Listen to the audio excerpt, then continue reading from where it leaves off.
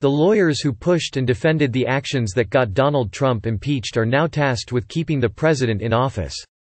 It was the White House counsel's team that provided the legal justification for the president's decision to stonewall congressional subpoenas, a move that led to an article of impeachment.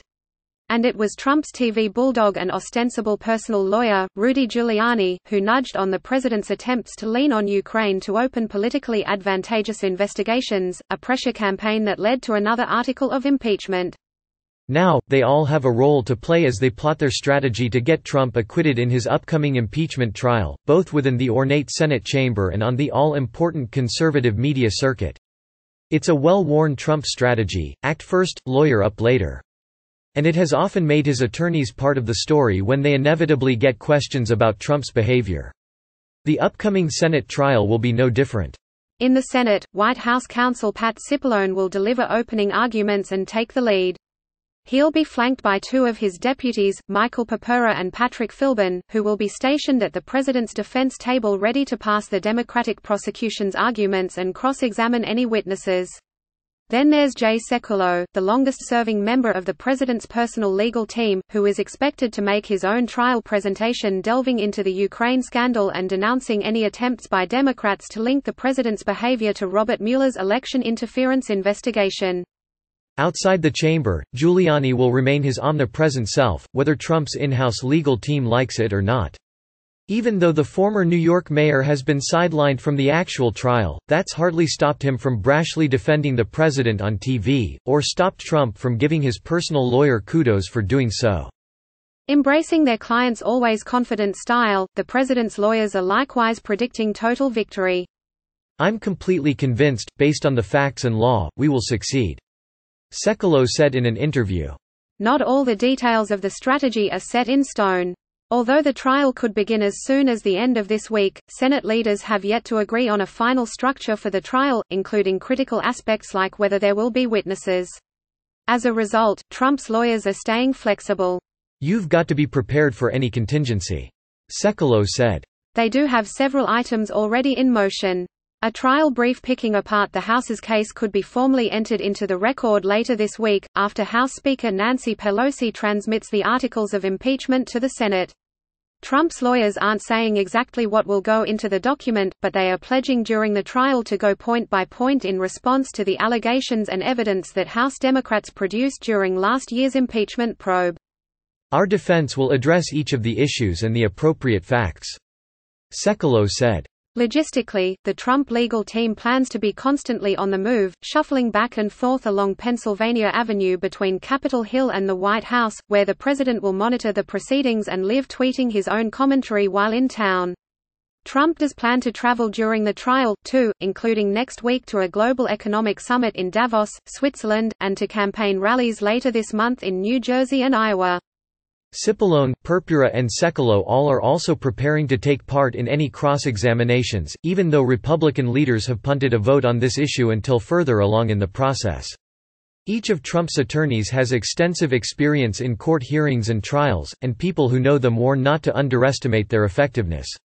"If there are witnesses, he's going to crush some people," said a former senior Trump advisor about Cipollone, who handled a range of commercial and corporate litigation cases while in private practice. Ringers also remain in the mix to back up the president. Retired Harvard law professor Alan Dershowitz is a potential late add to the Trump team for a presentation on the constitutional issues central to the impeachment probe. And a handful of House Republicans who played the role of Trump attack dogs during the impeachment hearings, namely Reps. Jim Jordan and John Ratcliffe, could be tapped to make Senate appearances. As for Giuliani, Trump's most famous lawyer, the former New York mayor isn't expected to be a physical presence in the Capitol. Sources close to the president's legal team said last fall that Giuliani would be sidelined during a Trump impeachment trial if it focuses on Ukraine. That's the exact scenario that has played out.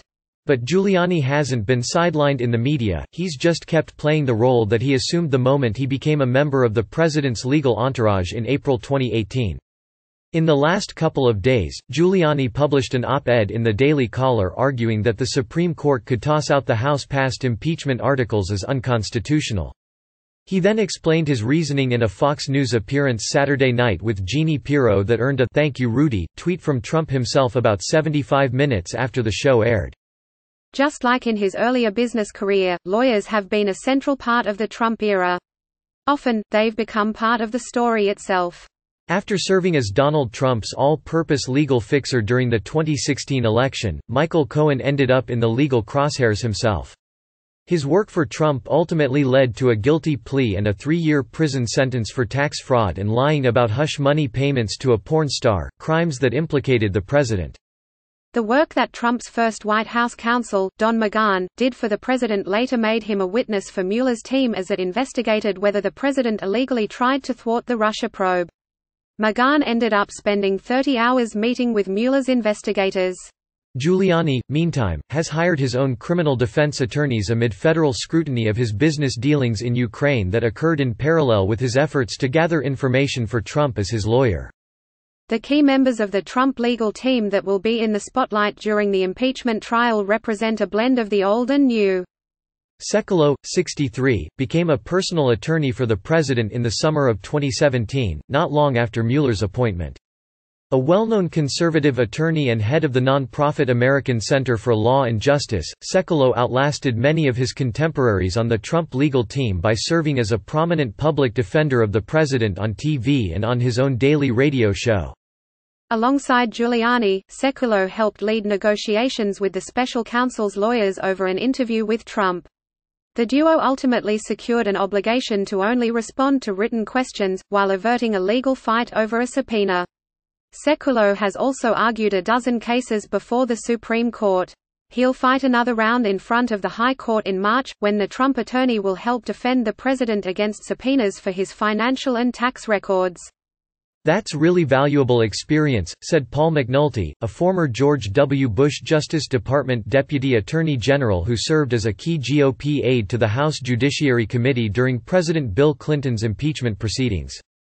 Trump's current crop of White House lawyers were also brought on specifically to deal with issues like impeachment. Cipollone, 53, replaced McGahn in late 2018, making a return to government for the first time since the George H. W. Bush administration. He was no stranger to Trump's world. Cipollone first met Trump during the 2016 presidential campaign via an introduction from conservative commentator and longtime friend Laura Ingraham. He later helped prep the GOP nominee for his debates with Hillary Clinton. As White House counsel, Cipollone restocked the president's official legal team with about 20 attorneys specifically assigned to the kinds of oversight issues that Democrats ultimately used to launch impeachment proceedings. That group included Philbin, a former colleague at Kirkland & Ellis who served in senior positions at the George W. Bush Justice Department, at one point even working as a top aide to then Deputy Attorney General James Comey. Purpura, a former federal prosecutor from the Southern District of New York and George W. Bush White House aide, had been on the shortlist early on in the Trump administration for a lifetime judicial appointment based in Hawaii. But that nomination never came, and Purpura ultimately left a high-paying, private equity job in real estate to come work in the Trump White House. John Huston, a former federal prosecutor and close friend of Purpura, called Purpura truly a master strategist and a rare one because he has that skill at both the trial level and also behind the scenes in investigations. In fact, much of his best work is unknown because of his extremely good work at terminating investigations before they become public, said Huston, who has served as an outside advisor to California Democratic Senator Kamala Harris on judicial nominations. The Cipollone-led Trump legal team has blocked House Democrats from the start. It has rejected a request for documents related to private discussions between Russian President Vladimir Putin and Trump. It has blocked former Trump White House Communications Director Hope Hicks from responding to any substantive questions connected to the Mueller probe during a closed-door deposition with House investigators. And after the Ukraine scandal broke, the team rejected any pretense of participating in the Democratic investigation and instead urged House Democrats in December to impeach the president fast so that the Senate could move quick to acquit him. That stance led to the second article of impeachment against Trump for obstruction of Congress. No matter their resumes, Democrats argue that the president's attorneys should expect to face complications during the Senate trial that could cost them Republican votes. That includes working for a president who has shown little in the way of impulse control, despite the counsel of his lawyers. The best lawyers can only do so much with a difficult client and a difficult case, said Ted Kalo, a Democratic strategist who briefly worked for Pelosi and the House Judiciary Committee on messaging during their December impeachment effort. That challenge is further exacerbated, he added, by a difficult client who appears to be set on a defense strategy that's appealing to Fox News primetime hosts but not necessarily moderates of the Senate. Anita Kumar contributed to this report.